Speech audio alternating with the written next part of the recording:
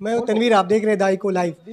ED की तरफ से आज अभिषेक बनर्जी को एक नोटिस सम्मन जारी किया गया है और इससे एक दिन पहले तृणमूल कांग्रेस के छात्र परिषद की मीटिंग में ममता बनर्जी और अभिषेक बनर्जी ने सीबीआई और ईडी को निशाना बनाया था। उसके दूसरे ही दिन सम्मन जारी होता है। इस विषय में बातचीत करने के लिए हमारे साथ तृणमूल कांग्रेस की नेत्री शशि पांजा जी। ये बताया मैडम कि बार बार सीबीआई ईडी की तरफ से नोटिस दी जाती है, ठीक है, जिस तरीके से हमने 21 जुलाई के बाद देखा गया था और अब फिर एक मीटिंग के बाद देखा गया।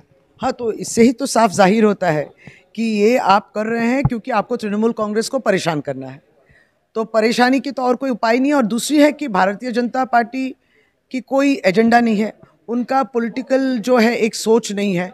तो उनका सोच इतना ही है कि और सब जो राजनीतिक दल है जो बीजेपी भाजपा के विरुद्ध हैं उनको परेशान करो। तो अगर आप देखेंगे तो आप सीबीआई ईडी के विरुद्ध हम लोग सचमुच कहना नहीं चाहते, लेकिन हम लोग भी आश्चर्य प्रकट करते हैं कि कोई भी कार्रवाई जो है पूरी नहीं होती है, उसका अंतिम जो एक परिणाम हो वो नहीं मिलता आपको। लेकिन आपको हैरान करने के लिए वो जो है सारे साल बहुत सारा काम करते हैं। और ख़ास तौर से जब निर्वाचन आती है तो आप हैरान होंगे, सीबीआई ईडी को लेकर आप व्यस्त रहिए। और हो जाने के बाद अगर जीत गए तृणमूल कांग्रेस तो क्यों जीता, ये जीत की खुशी उनको तक महसूस ना हो, वो इसका एक्सपीरियंस ना ले सके, इसके लिए फिर भी बदनामी।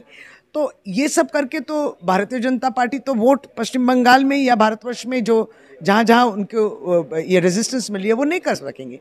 तो इसलिए अब क्या जो उपाय उनको है, उनके हाथ में जो राजनीतिक जो है लोग, बहुत सारा पैसा है, तो ये तो चाहते नहीं है कि कोई गणतंत्र उपाय में जीते। वो क्या कर रहे हैं, जो जीता हुआ है उसको खरीदने की कोशिश कर रहे हैं। तो ये उनका एजेंडा है। जेपी के पास सीबीआई और ईडी की टीम नहीं जाती है, सिर्फ अपोजिशन के लीडरान के घर पहुंचती है। सही बात है, एकदम सही सवाल है। ये तो साफ जाहिर है कि हेमंत बिस्वा शर्मा जब कांग्रेस में थे तब उसके पीछे पड़ा हुआ था सीबीआई ईडी, लेकिन वो जब चले गए बीजेपी वॉशिंग मशीन में और असम में बीजेपी उसके बाद मुख्यमंत्री भी बन गए, लेकिन उनके अब तक नहीं पहुंच पाए।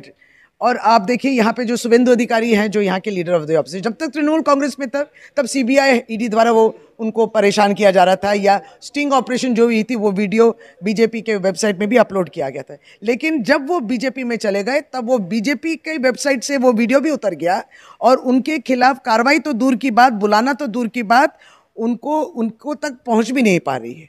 तो ये तो साफ है कि आप बीजेपी वॉशिंग मशीन में चले जाए तो 7 खून माफ़।